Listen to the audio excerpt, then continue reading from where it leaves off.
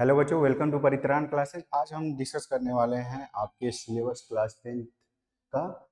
इसमें आपको number system, algebra, coordinate geometry and trigonometry and mensuration and statics and probability है। तो इसमें अगर देखा जाए तो सबसे ज़्यादा वेटेज किसका है? अलजेब्रा का है। उसके बाद किसका वेटेज आता है? ज्योमेट्री का। इसमें हम लोग थ्योरम पढ़ते हैं। और ये ट्रिग्नोमेट्री है जो आपके 11 में भी बहुत इंपॉर्टेंट रोल प्ले करता है। इसका भी वेटेज बहुत ज़्यादा है। मेंसुरेशन 10 10 मार्क्स का है। और यहाँ पे स्टैटिक्स एंड प्रोबेबिलिटी है जो आपके 11th में भी आएगा और 12th में भी आएगा। इवन आप लोग अगर इसमें बहुत सारे बच्चे होंगे जो इंजीनियरिंग को चूज करेंगे 10th के बाद, उनके लिए तो ये बहुत इंपॉर्टेंट टॉपिक है। ट्रिग्नोमेट्री हो गया, स्टैटिक्स एंड प्रोबेबिलिटी हो गया, और ज्योमेट्री हो गया। कोऑर्डिनेट ज्योमेट्री का जो 11th में हम लोग पढ़ते हैं उसका यहाँ पे बेसिक पढ़ा जाता है। और अलजेब्रा जो इनडायरेक्ट वे में आपको आगे आने वाले क्लास में आपको पढ़ना होगा, उसका यूज आएगा, फॉर्मूले का यूज आएगा। ठीक है। तो देखिए, अभी तो एग्जाम चल रहा है तो आप लोग को अच्छे से तैयारी करनी है, क्योंकि बहुत सारे बच्चे ऐसे भी हैं जो सोचते होंगे कि क्या ही 10th करके क्या करेंगे। देखो, 10th करने के बाद आपके पास साइंस वाले के पास दो स्ट्रीम होती है। एक बच्चे जो बायो चूज करते हैं वो नीट के लिए जाते हैं, और एक बच्चे जो मैथ चूज करते हैं वो किस में जाएगा? इंजीनियरिंग के लिए जाएगा। तो दोनों डिफरेंट डोमेन है। तो सबसे पहले तो आपको 10th में बहुत अच्छा मार्क्स लाना होगा। क्यों? मार्क्स मैटर करता है। मार्क्स से ये प्रूफ होता है कि आप एक पढ़ने वाले बच्चे हो। लोग बोलते हैं कि मार्क्स इंपॉर्टेंट नहीं है, इंपॉर्टेंट है।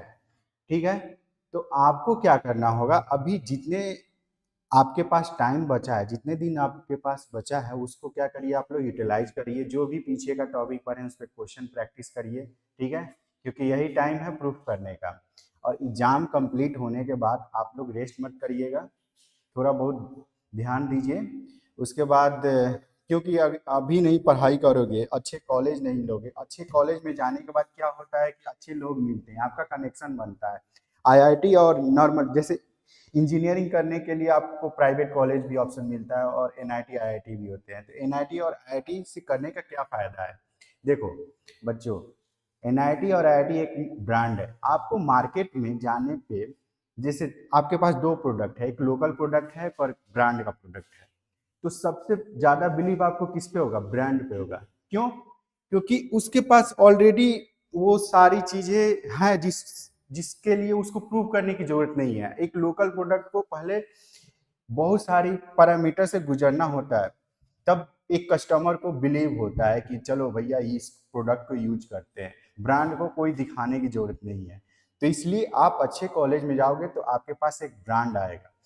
देखिए, स्किल मैटर करता है, नॉलेज मैटर करता है, लेकिन सबसे पहले आपके पास अगर डिग्री अच्छी होगी तो आपको लोग पहले प्रीफरेंस देंगे। ओके। तो बहुत सारे बच्चे बोलते हैं कि सर एनआईटी आईआईटी से करने के बाद भी बहुत सारे लोग अपने स्ट्रीम को फॉलो नहीं करते हैं। देखो, इंजीनियर मैं एज ए इंजीनियर बोल रहा हूँ कि इंजीनियरिंग करने के बाद इंसान के पास इतनी कैपेबिलिटी आ जाती है, अगर अच्छे कॉलेज से पढ़ा है तो वो कुछ भी कर सकता है। अभी एक बाबा फेमस हुए हैं, लोग उनकी क्वालिटी, लोगों ने क्या देख रहे हैं कि बाबा बन गया, सब कुछ छोड़ दिया। वो क्यों छोड़ा? उसने सबसे पहले तो उसके पास जितना नॉलेज है वो इतना फेमस हो चुका है। क्यों फेमस हुआ? ब्रांड के कारण। आईआईटी से एक नॉर्मल इंसान अगर बाबा बन जाए तो उसके पास ना नॉलेज है ना कुछ है, तो उसको क्यों लोग देखेगा? यही बात है। ये तो आपको मोटिवेट करने के लिए थोड़ा सा मेरा पॉइंट है। सबसे पहले आपको अभी क्या करना है, अपने सिलेबस पे फोकस करना है। तो ये सिलेबस में सबसे पहले आपको हम अलजेब्रा पढ़ाएंगे, जो इम्पोर्टेंट टॉपिक है उसको देखा जाएगा। उसके बाद हम वन बाय वन ट्रिग्नोमेट्री को पढ़ेंगे, मेंसुरेशन पढ़ेंगे। ये टोटल वेटेज कितना आता है? 42 मार्क्स का आता है। तो हम आज के क्लास में हम इंट्रोडक्शन करते हैं ट्रिग्नोमेट्री से। ठीक है। क्योंकि इजी होता है, फॉर्मूला बेस होता है, आप लोग इजीली कर लोगे। तो ट्रिग्नोमेट्री किस लिए बच्चों को पढ़ा जाता है? ट्रिग्नोमेट्री में हम क्या करते क्या हैं जनरली, अगर हम इसके वर्ड को ब्रेक करें तो हमें क्या मिलता है? ट्रिगो मीन्स क्या होता है? Try. Try means three. Gone means side. अब मैट्रिमिस, मैट्रिक क्या है, सफिक्स है। तो मैट्रिमिस क्या होता है, मेजरमेंट होता है। क्या होता है, मेजरमेंट। मेजरमेंट स्पेलिंग नहीं ध्यान दिया जाता है मैथमेटिक्स टीचर का, ठीक है।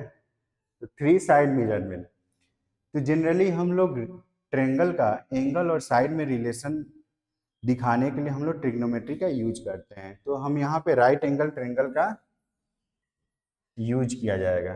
तो बच्चा ये बताइए कि ट्रिग्नोमेट्री का यूज कहाँ पे आता है। मैथमेटिक्स तो हम लोग पढ़ते हैं, लेकिन सर इसका एप्लीकेशन भी बताओ कि ये फ्यूचर में यूज कहाँ होगा। तो देखो, बड़ी बड़ी बिल्डिंग हो गया, एरोप्लेन हो गया, हाइट पे उड़ रहा है, तो हम किस एलिवेशन से देख रहे हैं, और हमें हाइट तो पता होगा, तो डिस्टेंस निकालने के लिए अभी हायर क्लास में जाओगे, जैसे मशीन लर्निंग हो गया, तो वहाँ पे दो प्लेन उड़ रही है, और दोनों का हर प्लेन का क्या होता है, कोऑर्डिनेट फिक्स होता है।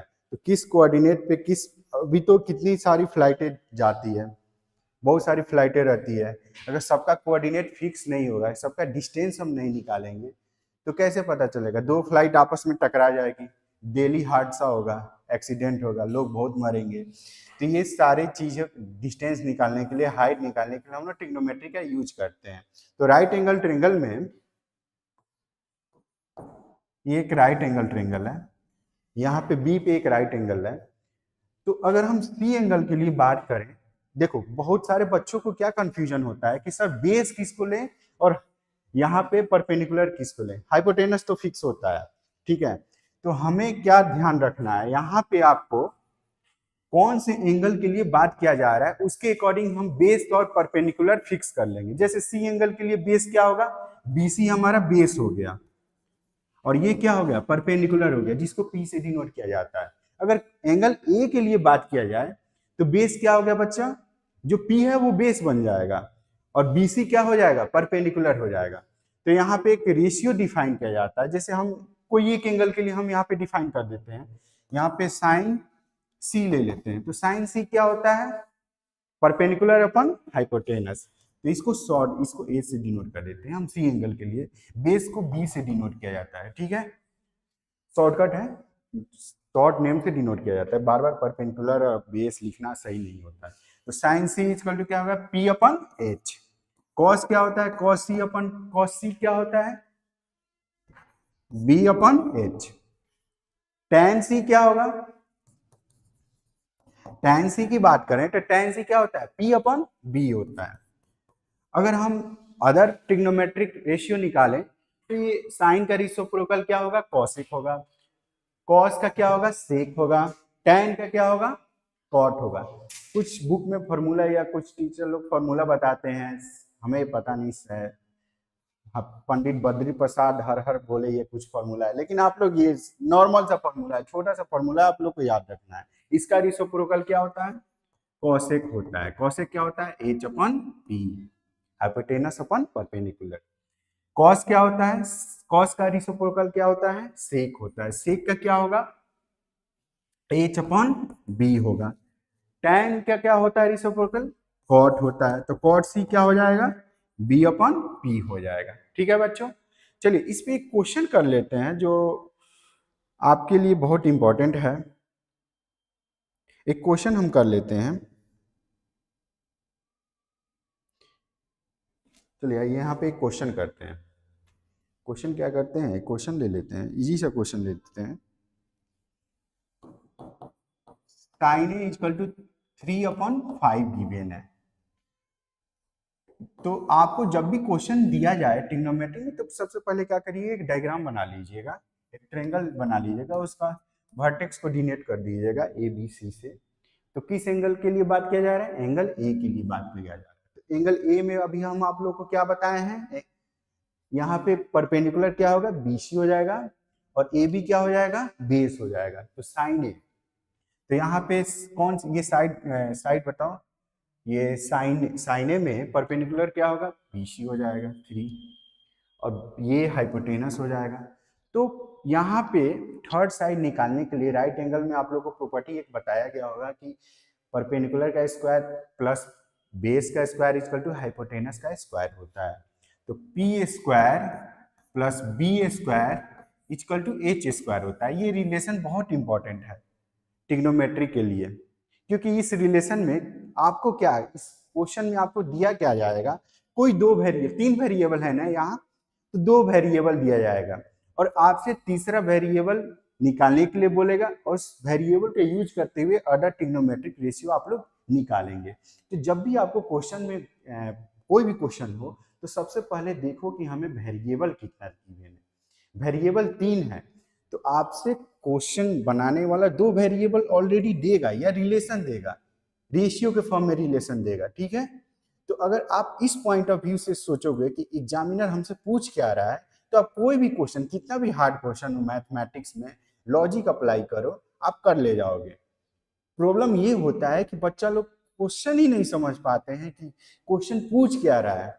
यहाँ पे सिंपल सा रिलेशन आपको गिवन है, हमें भी पता है कि ये तीन वेरिएबल है तो दो वेरिएबल पूछेगा और क्या ही पूछ सकता है, कभी पी पूछेगा, कभी बी, दोनों देगा, पी बी देगा, एच नहीं देगा, बी देगा एच देगा, पी नहीं देगा, एच देगा पी देगा, पी दिया हुआ रहेगा, बी निकालना होगा, फिर रेशियो हम सारा निकालें क्योंकि हमारे पास सारा पी बी एच सारे वैल्यू पता है, तो आप क्या निकाल सकते हैं इजिली, कोई भी ट्रिग्नोमेट्रिक रेशियो हमसे पूछा जाए निकाल सकते हैं। यहाँ पे 3/5 गिवन है तो हमें पता है कि साइन क्या होता है, p/h होता है, तो यहाँ पे p क्या है 3 है और h क्या है 5 है, तो b क्या हो जाएगा, इस रिलेशन का यूज करते हुए हम b निकाल लेंगे। अब हमें तो पता है कि ट्रिपलेट होता है 3 4 5, उसका 2 से मल्टीप्लाई करते जाओ, 3 से मल्टीप्लाई, जैसे हमें ट्रिपलेट याद है 3 4 5 होता है, इसको 2 से मल्टीप्लाई करेंगे तो 6 8 10, ये ट्रिपलेट बन गया।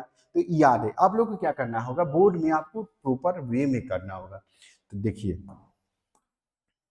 इसको मिटा दिया जाए, तो बोलिए बच्चा लोग कैसे किया जाए। p क्या है 3 है, तो 3 का स्क्वायर, और b नहीं पता है तो b नहीं पता है तो उसको ऐसे ही रहने दो।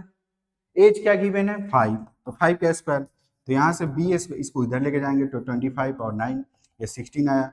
b equal to plus minus √16 plus minus 4। अब ये बताओ हमें कि सर आपने तो प्लस माइनस दोनों ले लिया और यहाँ पे तो हम कौन सा वैल्यू लें।